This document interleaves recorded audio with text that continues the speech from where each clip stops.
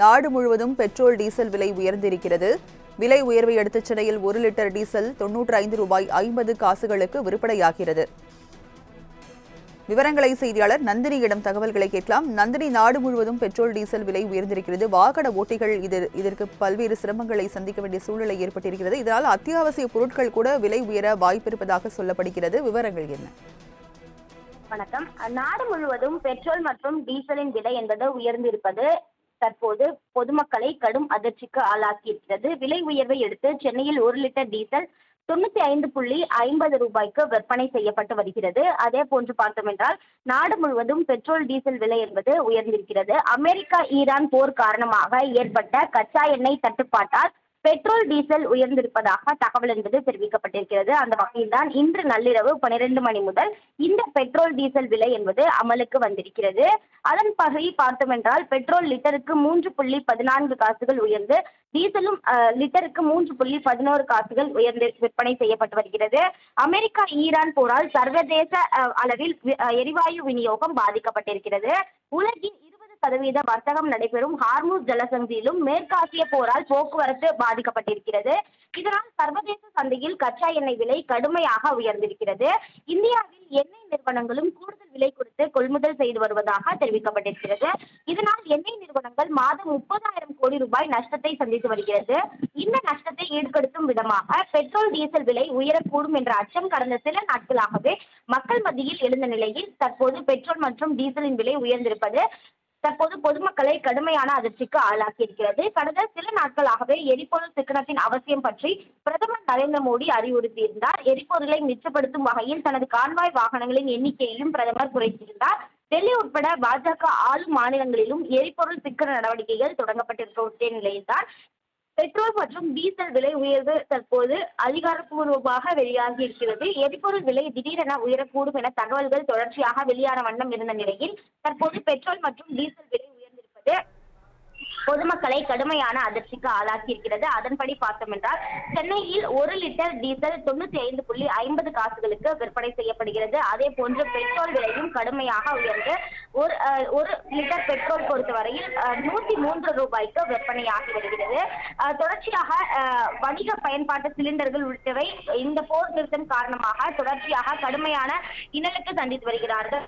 தட்டுப்பாடுகள் இருந்து வரக்கூடிய நிலையில் வணிக பயன்பாட்டு சிலிண்டர்கள் விலையும் தொடர்ச்சியாக அதிகரித்தது. அது மட்டுமல்லாமல் வீட்டு பயன்பாட்டு சிலிண்டர்கள் தொடர்ச்சியாக தட்டுப்பாடுகள் என்பது நிலவி வருகிறது.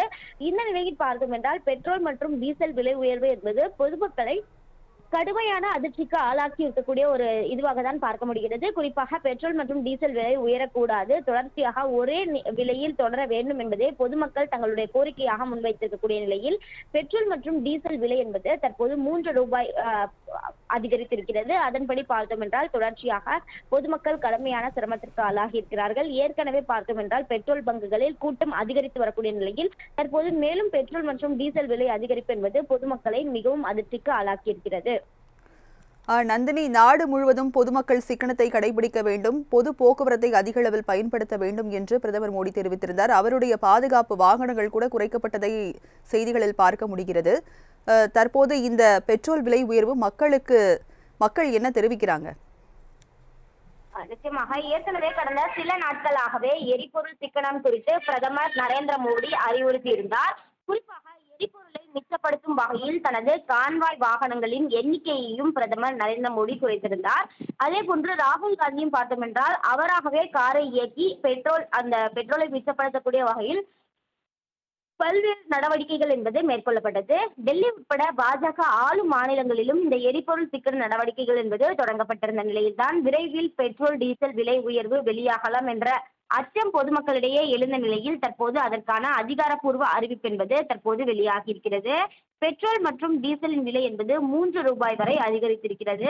அந்த வகையில் தான் பெட்ரோல் விலை லிட்டருக்கு 3.14 காசுகள் உயர்ந்திருக்கிறது. டீசல் லிட்டருக்கு 3 ரூபாய் 11 காசுகள் உயர்ந்திருப்பது பொதுமக்களை கடுமையான அதிர்ச்சிக்கு ஆளாக்கி இருக்கிறது.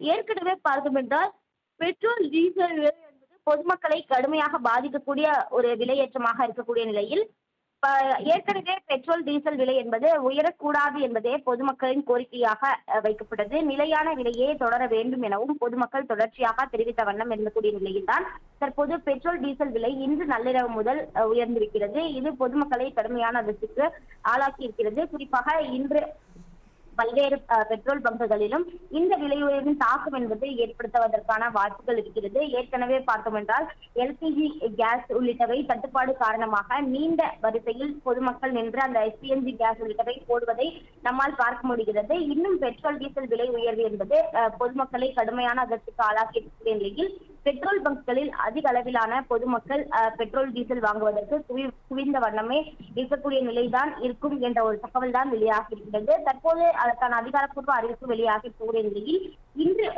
தங்களுடைய பணிக்கு செல்வோர், அதே போன்று வேலைக்கு செல்லக்கூடியவர்கள் பெட்ரோல் நிலையங்களில் வரக்கூடிய பட்சத்தில் இது மேலும் அவர்களுக்கு அதிர்ச்சி தரக்கூடிய ஒரு தகவலாக இருக்கும். விவரங்களை வழங்கியதற்கு நன்றி நந்தினி.